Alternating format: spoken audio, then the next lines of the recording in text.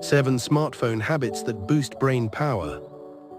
1. Daily break. Experts recommend taking a daily break from your phone for a full hour.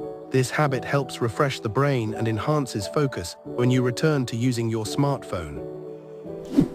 2. Avoid unnecessary notifications.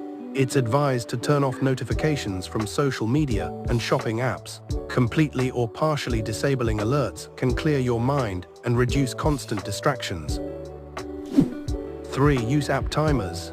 Set daily limits for addictive apps like Instagram or TikTok. Setting specific time limits helps reduce dopamine spikes and improves attention.